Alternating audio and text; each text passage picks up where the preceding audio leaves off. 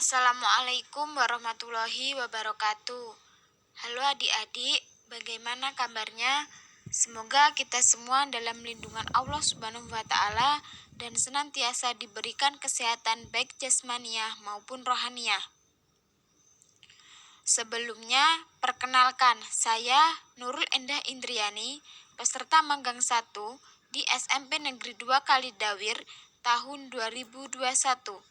Saya dari jurusan Pendidikan Agama Islam, Fakultas Tarbiyah dan Ilmu Keguruan, Institut Agama Islam Negeri Tulung Agung.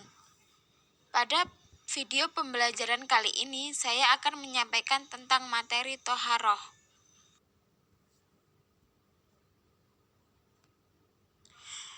Yang pertama, pengertian Toharoh. Toharoh menurut bahasa artinya bersih. Sedangkan menurut istilah syara, toharoh adalah bersih dari hadas dan najis. Selain itu, toharoh dapat juga diartikan mengerjakan pekerjaan yang membolehkan sholat berupa wudhu, mandi, tayamum, dan menghilangkan najis.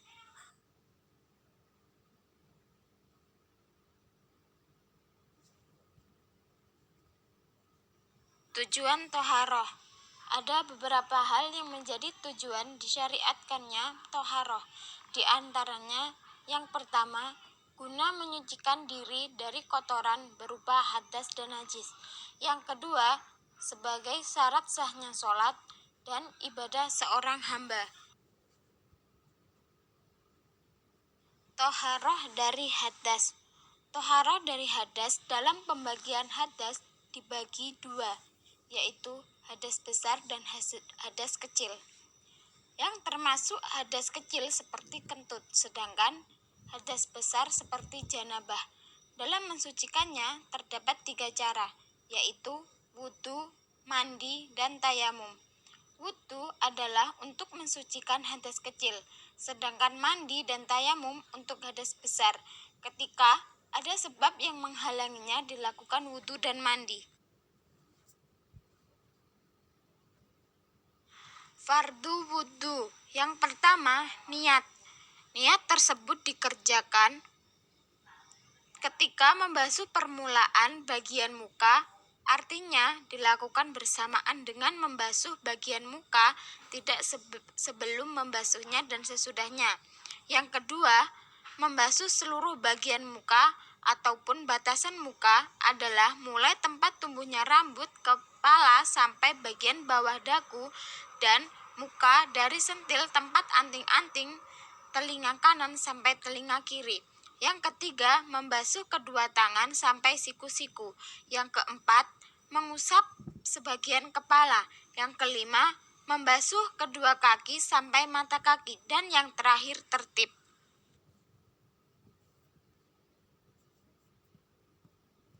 Rukun wudhu. Dalam mengerjakan wudhu harus sesuai dengan rukun yang telah diatur oleh syara.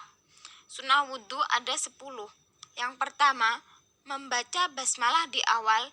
Yang kedua, membasuh telapak tangan sampai pergelangannya. Yang ketiga, berkumur.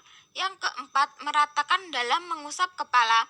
Yang kelima, mengusap seluruh bagian kedua telinga. Yang keenam, memasukkan air ke dalam sela rambut jenggot tebal. Yang ketujuh, memasukkan air pada sela-sela jari tangan dan kaki. Yang kedelapan, mendahulukan anggota kanan daripada anggota kiri. Yang kesembilan, meniga-kalikan pada setiap basuhan atau usapan. Dan yang terakhir, tertib.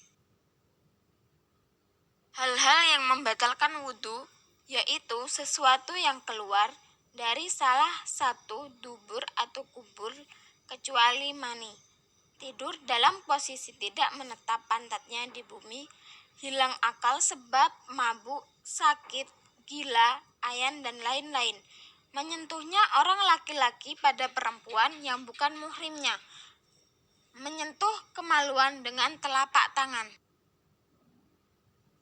Selanjutnya, fardu mandi. Yang pertama, niat. Niat harus berbarengan dengan permulaan fardu, yaitu permulaan sesuatu yang dibasuh dari arah bagian atas dan bawah badan. Yang kedua, menghilangkan najis jika memang terdapat najis pada badan orang yang mandi. Dan yang terakhir, meratakan air ke seluruh badan. Sunnah mandi ada 5. Yang pertama, membaca basmalah. Kedua, wudhu sebelum melakukan mandi. 3. Meratakan basuhan ke seluruh badan dari tubuh. 4. Sambung menyambung sebagai pengertiannya dalam masalah wudhu. Dan yang terakhir, mendahulukan bagian yang kanan atas yang kiri. Selanjutnya, pengertian tayamum. Tayamum menurut bahasa ialah menuju, sedangkan menurut syara ialah menyampaikan debu yang suci ke wajah dan kedua tangan sebagai ganti wudhu dan mandi. Allah Subhanahu wa Ta'ala berfirman, "Hai orang-orang yang beriman, apabila kamu hendak mengerjakan sholat, maka basuhlah mukamu dan tanganmu sampai dengan siku, dan sapulah kepalamu, dan basuhlah kakimu sampai dengan kedua mata kaki, dan jika kamu junub maka mandilah, dan jika kamu sakit atau dalam perjalanan atau kembali dari tempat buang air atau menyentuh perempuan, lalu kamu tidak memperoleh air, maka bertayamumlah dengan tanah yang baik atau bersih. Sapulah mukamu dan tanganmu dengan tanah itu. Allah tidak hendak menyulitkan kamu, tetapi Dia hendak membersihkan kamu dan menyempurnakan nikmat-Nya bagimu supaya kamu bersyukur." Quran Surat Al-Ma'idah ayat 6. Syarat-syarat tayamum. Yang pertama, adanya halangan. Yang kedua, masuknya waktu sholat. Yang ketiga, harus mencari air. Yang keempat, terhalangnya memakai air. Dan yang terakhir, harus dengan debu yang suci dan tidak dibasahi.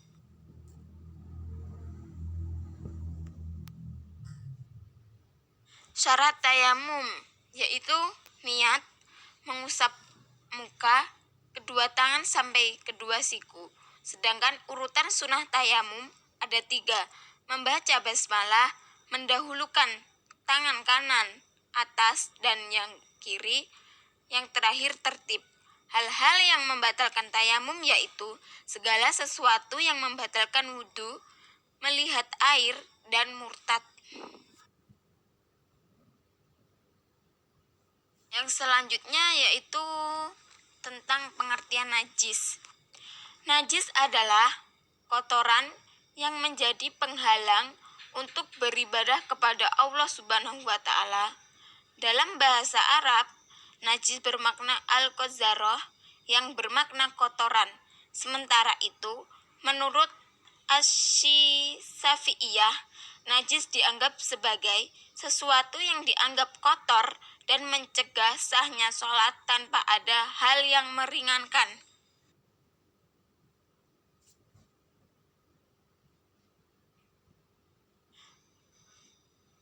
Najis dibagi menjadi 3, yaitu najis mukhafafah, najis mutawasitoh, dan najis mukhaladoh.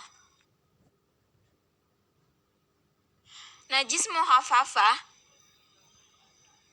yaitu najis yang ringan. Contoh najis mukhafafah adalah air kencingnya bayi laki-laki yang belum berumur 2 tahun dan belum pernah makan sesuatu apapun kecuali air susu ibunya. Yang kedua, najis mutawasitoh. Najis mutawasitoh merupakan jenis najis yang tingkatannya sedang. Ada banyak kotoran yang termasuk najis mutawasitoh. Misalnya, najis keluar dari kubul atau dubur manusia dan binatang, kecuali air mani, barang cair memabukkan, atau susu hewan yang tidak halal dikonsumsi. Selain itu, bangkai tulang maupun bulunya juga termasuk najis mutawasitoh, kecuali bangkai manusia beserta ikan dan belalang. Adapun cara mensucikannya najis ini yaitu yang pertama, harus membersihkan najis ainiyah, wujud, warna, bau, atau rasanya terlebih dahulu.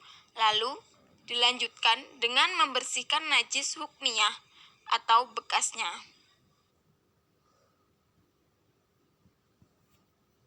Selanjutnya najis mukhaladhah. Jika sebelumnya ada najis ringan dan sedang, najis mukhaladhah ini masuk ke dalam jenis najis yang berat. Kotoran yang termasuk najis berat ini yaitu yang berasal dari hewan, anjing, dan babi. Najis mukhaladhah ini dapat disucikan dengan cara membasuhnya dengan air sebanyak 7 kali basuhan, di mana salah satunya harus dicampuri debu atau tanah.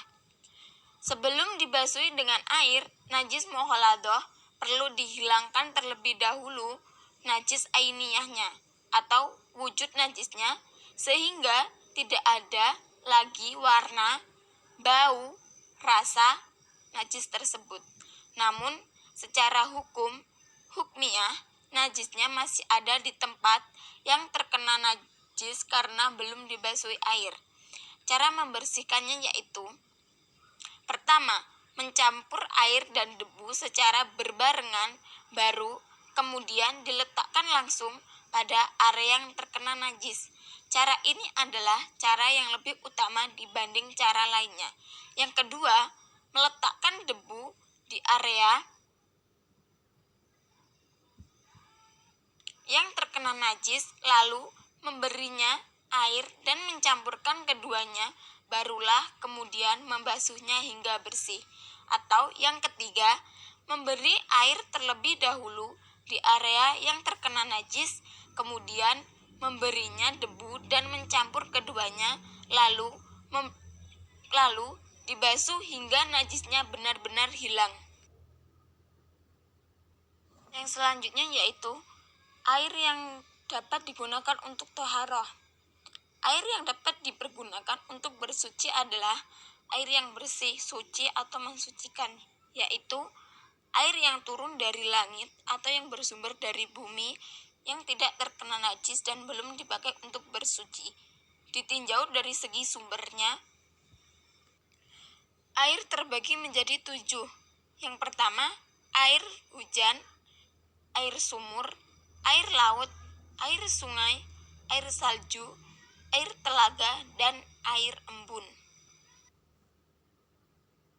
Sedangkan ditinjau dari segi hukumnya, air dibagi menjadi 4, yaitu air suci mensucikan, air suci dan dapat mensucikan, air suci tetapi tidak dapat mensucikan, dan yang terakhir air mutanajis.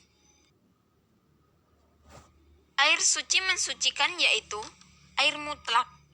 Air artinya air yang masih murni dan statusnya tidak dipengaruhi oleh hal apapun selain pengaruh tempat, seperti contoh air yang disebutkan di atas. Yang kedua, air suci dan dapat mensucikan tetapi makruh digunakan pada badan, semisal air musyamas.